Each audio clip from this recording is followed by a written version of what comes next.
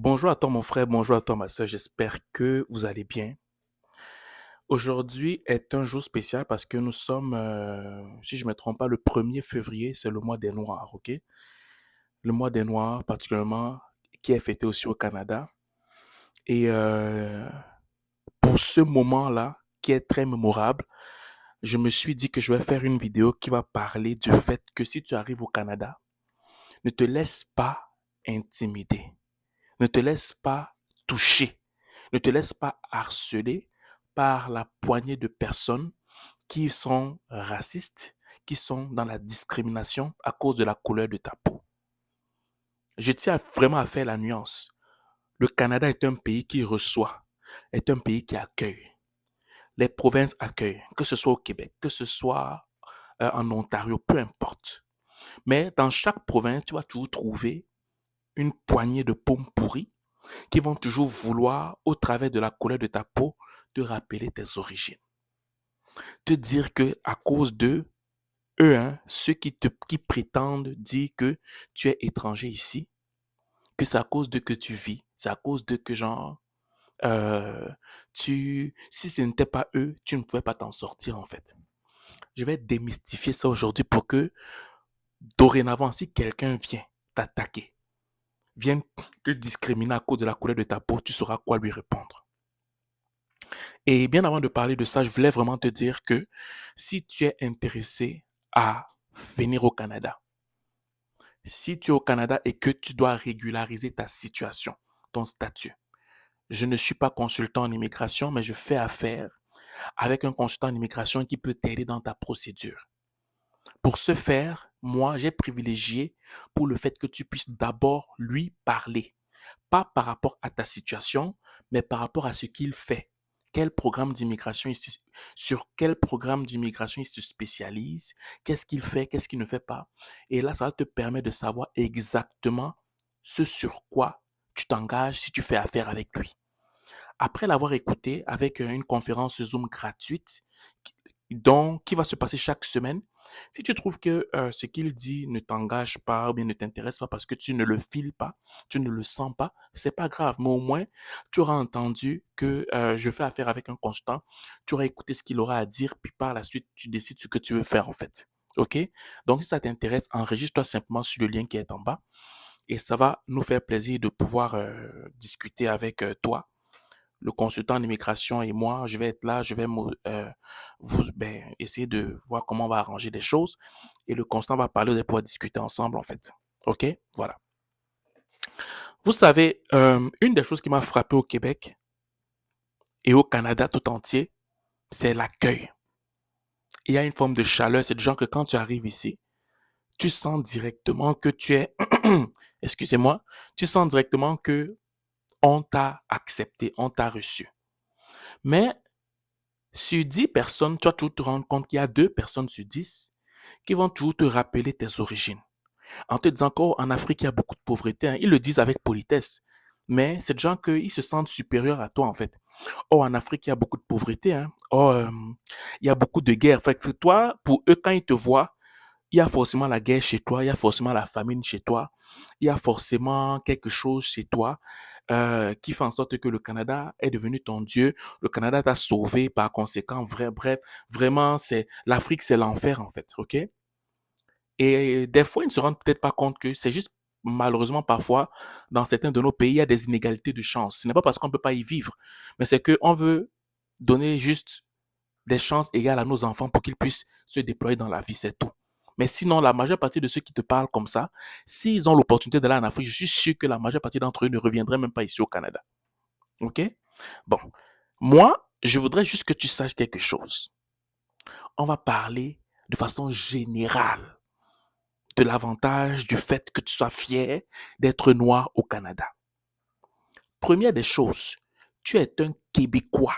Même si tu as la peau noire, tu es un Québécois à 100%. Tu es un Canadien à 100%.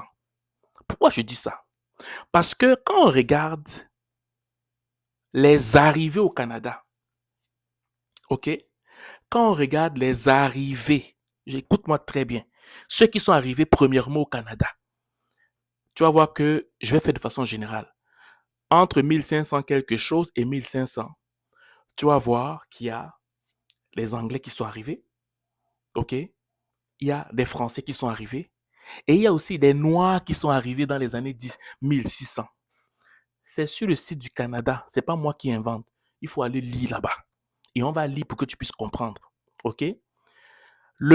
La première personne d'origine africaine, aujourd'hui reconnue comme étant la première personne à être arrivée sur le territoire qui deviendra plus tard le Canada.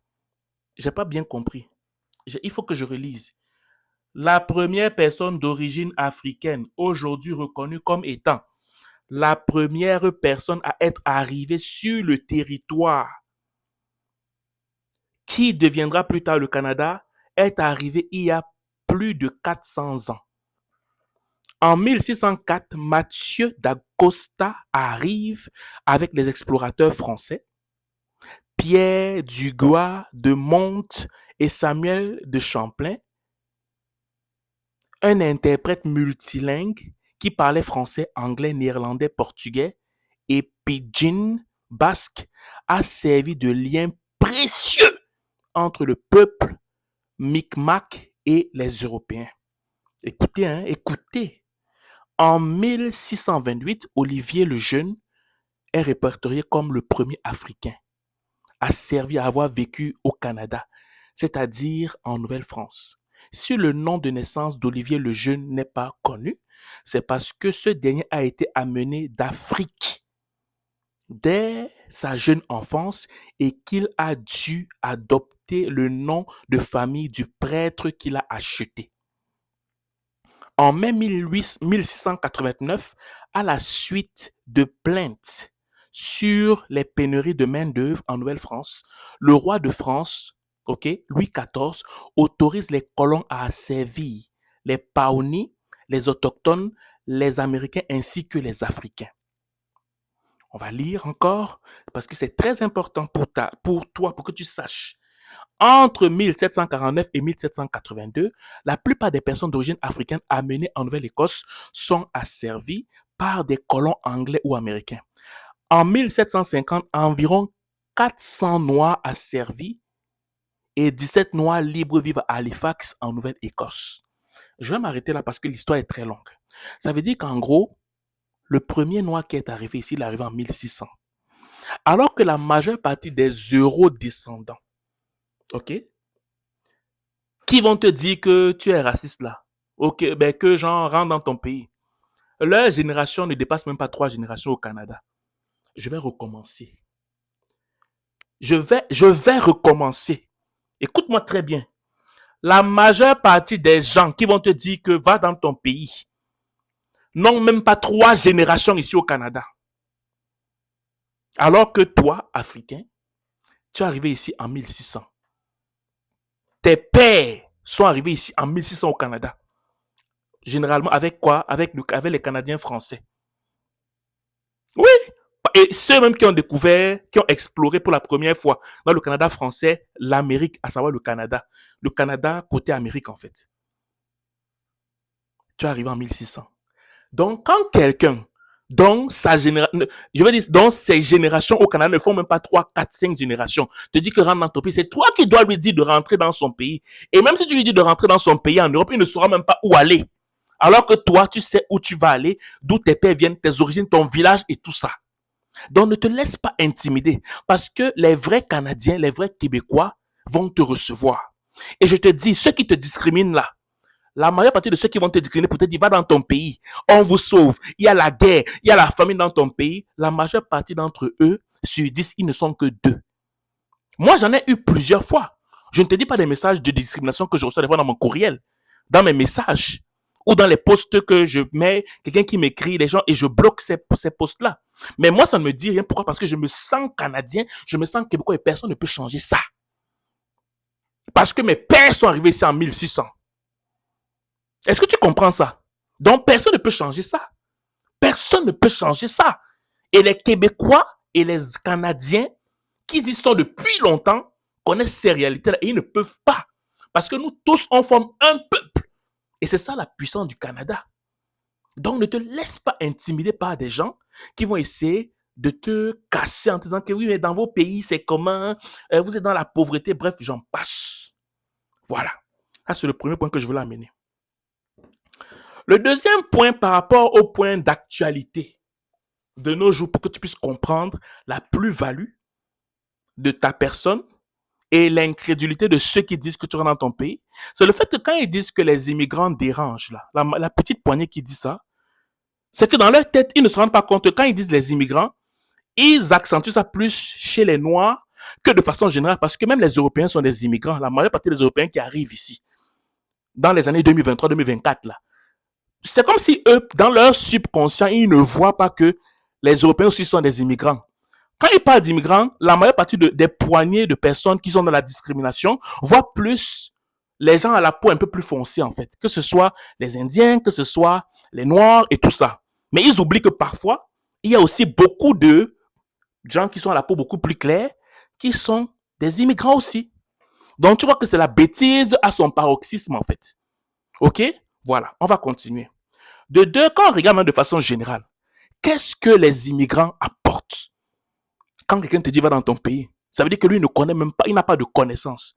Première chose, les pères canadiens, les pères québécois ont commencé la construction du Québec et du Canada.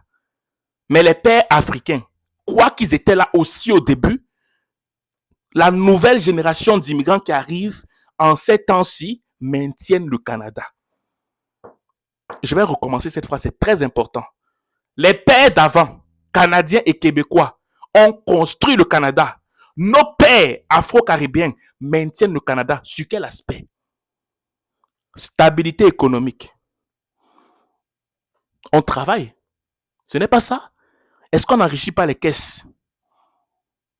Est-ce qu'on n'enrichit pas les caisses? On enrichit les caisses.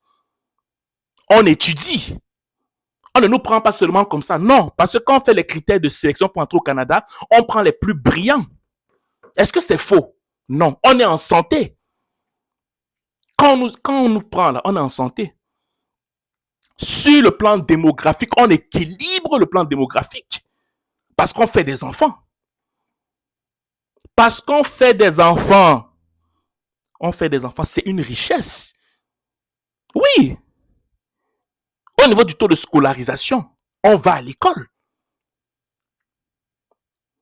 Et le fait qu'on soit multiculturel au Canada, c'est aussi une richesse. Pourquoi? Parce qu'on crée une forme d'attractivité à l'échelle internationale. Ça fait en sorte que les gens, même s'ils voient qu'au Canada il fait froid, vu qu'il y a un côté multiculturel, chacun dans chaque coin du monde se voit canadien à cause du multiculturalisme, ce qui est une richesse et ce que ceux-là qui disent que rentrent dans ton pays ne savent pas. Oui, c'est ça. Raison pour laquelle je te dis, ne te laisse pas intimider. Au Québec, les Québécois ont un grand cœur. Peut-être tu es tombé sur quelqu'un qui est un intellectuel analphabète, tu le laisses là-bas. Si le gouvernement ne vous voulait pas, il ne vous ferait pas venir. Si le gouvernement canadien ne te voulait pas, si le gouvernement québécois ne te voulait pas, on ne te ferait pas venir ici. Mais si on te fait venir ici, c'est parce que tu as une plus-value. Écoute, entre États, ok, l'État ne fait pas des choses par bénévolat. Chaque État cherche son intérêt. Je recommence. L'État ne fait pas des choses par bénévolat. Chaque État, quand il pose une action, c'est pour son intérêt. Si le gouvernement canadien accentue sur l'immigration, parce que ça apporte une plus-value au Canada. Je recommence. Si l'État canadien accentue sur l'immigration, ça veut dire que ça apporte une plus-value au Canada. Et si l'immigration afro-caribéenne est aussi importante pour eux, ça veut dire que les Noirs, ceux qui sont foncés, apportent une plus-value au Canada. Donc, si un citoyen lambda, même s'il est à l'école, même s'il est un intellectuel, même si c'est ton patron dans ton travail, c'est un analphabète intellectuel. Ça veut dire qu'il ne sait pas de quoi il parle. Et moi, à cause de l'histoire des Noirs qui se passe, qui est en février, je fais cette vidéo pour que tu ne te sentes plus jamais diminué quand quelqu'un te parle comme ça, parce que tu auras entendu ce que je te dis. Le Québec est accueillant. Le Canada est accueillant. Moi, j'ai vécu des scènes de discrimination et de racisme, mais je ne me suis jamais laissé aller. Pourquoi? Parce que je m'attarde plus sur ceux qui m'ont accueilli que sur ceux qui me rejettent ici. Pourquoi? Parce qu'eux, ils ne connaissent pas leur histoire. Pourquoi? Parce que mes pères sont arrivés ici dans les années 1600. Oui, ils sont arrivés ici avant la majeure partie de ceux qui disent que rentrer dans votre pays. Pourquoi? Parce que eux, leurs pères, ne sont même pas arrivés il y a 3 générations. Est-ce que vous comprenez? Donc, je fais cette vidéo pour vous dire que ne vous découragez pas de rester au Canada ou de dire que non, le Canada est raciste. Le Canada n'est pas... Quand par rapport à d'autres pays, le Canada est un pays qui est bienveillant. Écoutez, sur tous les aspects, je vous dis la vérité. Le Québec, chaleur. Quand tu parles, c'est la chaleur. On te tend la main. Dû au fait quoi? Parce qu'il y a beaucoup de multiculturalisme ici.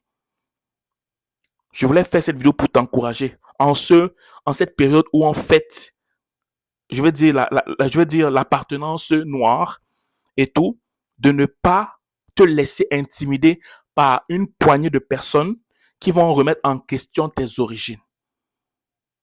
Il y a plus de gens qui vont te recevoir au Canada que de gens qui vont te rejeter. C'est ce que je voulais que tu saches. Voilà. Donc, c'est ce que je voulais te dire aujourd'hui. Si se passe une excellente journée. Chers Québécois à la peau foncée. Chers Canadiens à la peau foncée. OK, passe une belle journée et une belle soirée, dépendant d'où tu m'écoutes. OK? Et ne te laisse pas intimider parce que la majeure partie des Québécois à la peau beaucoup plus claire t'ont accepté. La majeure partie des Canadiens à la peau plus claire t'ont accepté. Ils ne t'ont pas rejeté. Ne te fie pas à la minorité pour dire que le Canada majoritaire t'a rejeté. Non. Parce que tu es important. Et nous formons le Canada. Sur ce, passez une belle journée ou une belle soirée, dépendant où vous m'écoutez. Ciao.